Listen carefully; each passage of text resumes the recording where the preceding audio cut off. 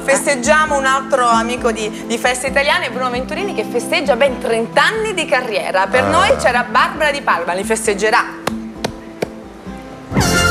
Bruno Venturini, il tenore napoletano più apprezzato nel mondo, raggiunge un traguardo importante, i 30 anni di carriera. Lo abbiamo incontrato alla cerimonia di investitura dei Cavalieri dell'Ordine di Malta e lo abbiamo fatto cantare. Com'è bella montagna stanotte, tu che non chiagneremmo fai. Ma è stancante cantare così? No, mi piace.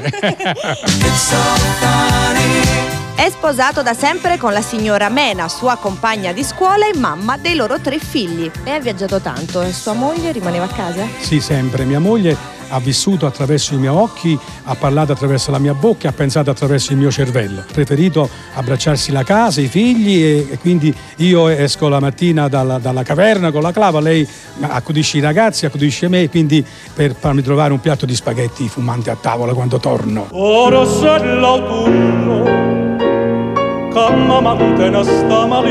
In 30 anni di carriera, qual è il ricordo, quello che porta nel cuore, quello che più l'ha emozionata? Ma i viaggi all'estero per me sono come i figli, tutti belli, tutti hanno un significato, ma il più significativo è stato quando nell'84 sono stato chiamato dal presidente Deng Xiaoping come primo artista del mondo occidentale a cantare con Karajan nella piazza di Mao, Tiananmen, quindi c'erano 2 milioni di cinesi e ho cantato Funiculi in cinese. Iko, inoyame, iko, inoyame, funiculi, capito?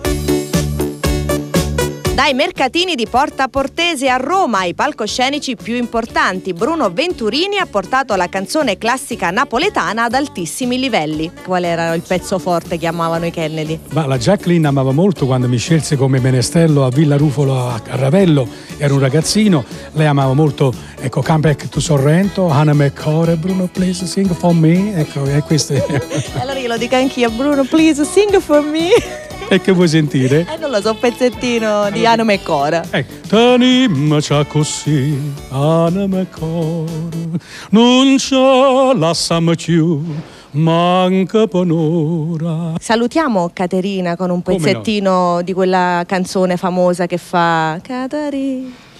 Catari, perché mi dici sti parole amore? Perché mi parli a cuore ma tormenta Catari. Caterina, non lo tormentare. Ciao Caterina. Ciao Caterina, ciao. Ma che carini, ciao.